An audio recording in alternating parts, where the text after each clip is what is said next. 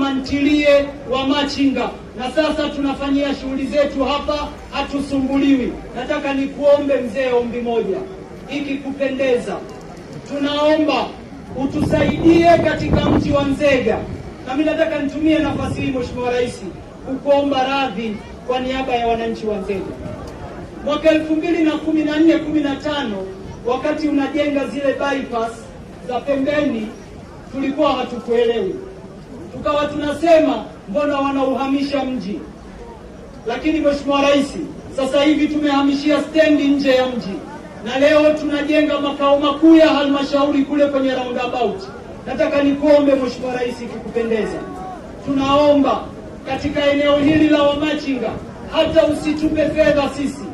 Serikali baada ya kukuapisha, Mwenyezi Mungu akitufikisha salama na wananchi tunakuchagua, tunakuomba utusaidie, utuletee mradi kwa ajili ya stendi, parking na vibanda vya mama ntilie katika eneo hili.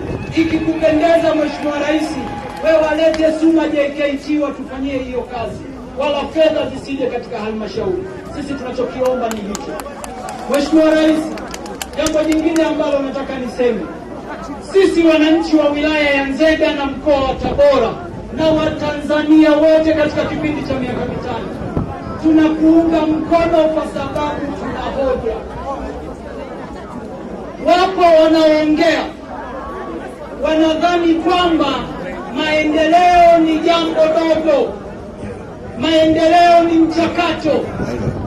Ujenzi wa miundombinu na uwekezaji mkubwa unaofanywa katika serikali, matokeo yake tutayaona kwenye kilimo na kupunguza gharama za biashara katika nchi. Leo imetangazwa reli ya standard gauge kutoka Mwanza kuja Isaka, na sisi wananchi wa Nzega tunakushukuru. Nimeenda kuchungulia kule kwa Masanja TRC na station ya Bukene katika fezi itakayofuata ipo katika mipango ambapo tutajengewa station kubwa. Wafanyabiashara wa Nzega watasafirisha mchele na mpunga kutoka Nzega kwenda Dar es Salaam kwa gharama nafuu kuliko wakati wote. Wafanyabiashara wa mifugo, leo mfanyabiashara wa ng'ombe kupeleka ng'ombe Dar es Salaam anachajiwa shilingi 50,000. Tukiweka station ya Bukene ambayo ipo katika mpango, gharama za uendeshaji zitapungua sana na gharama za biashara zitapungua sana. Mheshimiwa Rais, ulimteua kunipa dhamana ya naibu waziri wa kilimo. Kwa wananchi wa jimbo la Nzega, hii ni heshima kubwa, tunakushukuru sana. Na mimi nikushukuru wewe, tuna mradi mkubwa wa dola milioni 7 wa uzalishaji wa mbegu katika mji wa Nzega, katika eneo la Undomo, bwawa la Kilimi. Baada ya kuja mradi wa Ziwa Victoria, tukaona bwawa lile litakuwa halina kazi, tukaamua kuleta mradi na wewe ukatukubalia. Mradi ule unaweka pale na unaanza mwezi wa 10 mwaka huu kwa ajili ya kupunguza bei za mbegu. Wananchi wa ukanda huu wamekuwa wakinunua mbegu kwa shilingi 12,000. Mradi ukianza pale, mbegu za mahindi zitapungua kutoka shilingi 12,000 mpaka shilingi 5,000 kwa kilo mbili. Hii itapunguza gharama kwa wakulima wa eneo letu. Mheshimiwa Rais, nataka nikuhakikishie, sisi katika jimbo la Nzega hapa wapo madiwani. Hapa tulipo ni kata ya Nzega mjini, tulikuwa na umeme kata 2. Leo kata zote 10 zina umeme na vijiji vyote 27 vinafikishiwa umeme wa REA, na sasa tumeanza kupeleka umeme wa REA katika vitongoji. Mheshimiwa Rais, sisi wananchi wa Nzega tumejiamulia na tulishafanya maamuzi. Na jana niliposikia kwamba unapita, nikasema kwamba tumepata taarifa jana saa 7, tukasema lazima uwasalimie wananchi wa Nzega. Na hai leo ni wewe kupita kwa salamu tu, na wala hakukuwa na maandalizi ya mkutano, na nyomi ndio umeiona. Kwa hiyo sisi wananchi wa Nzega tumejiandaa, tumejipanga kuhakikisha Oktoba tunakuchagua kwa zaidi ya 90%. kwa sababu kuna mambo umetufanyia. Kwa kipindi cha miaka mitano, halmashauri ya mji wa Nzega imefanya miradi ya zaidi ya bilioni 6, na ofisi ya mbunge wa jimbo la Nzega imetumia milioni 935 kwa ajili ya kusaidia shughuli za maendeleo. Na hivi karibuni halmashauri inaanza kutoa mikopo kwa bodaboda wa Nzega mjini, kuwapatia bodaboda bila riba.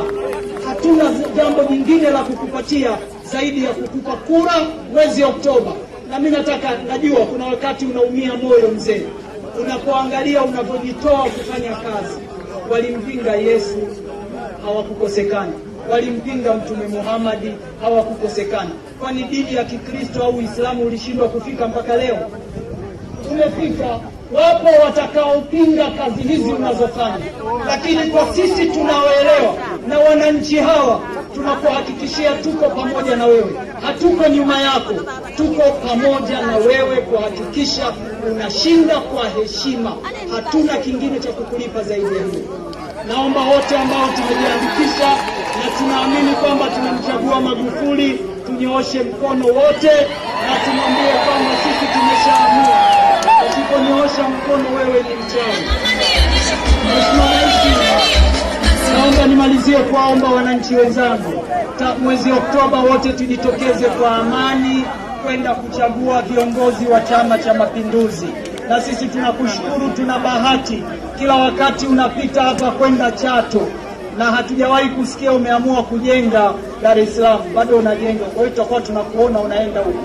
Kwa hiyo kila tukikuona mzee tutakuwa tunakulilia shida. Na kuomba sana mradi wa stendi, na kuomba sana mradi wa vibanda vya wamachinga na parking katika eneo hili. Asante sana. Kidumu Chama cha Mapinduzi!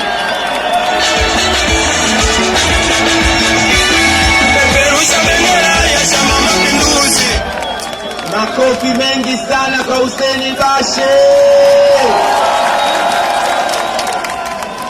Naomba nimkaribishe sasa, na wakati anakuja ndugu yetu Lodrick Mpogolo, naibu katibu mkuu wa CCM Tanzania Bara, atueleze kwa ufupi sana ilani ya uchaguzi ya Chama cha Mapinduzi ambayo ni kubwa mara ya ilani ile ya uchaguzi ya 2015.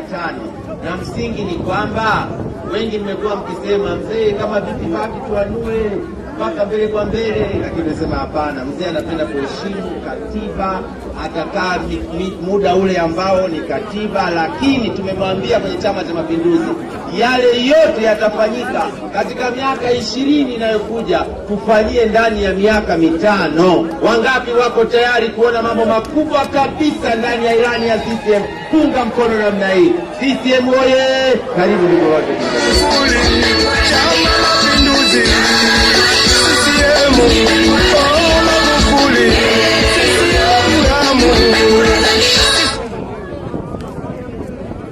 wanaompenda Magufuli wanyoshe mikono juu.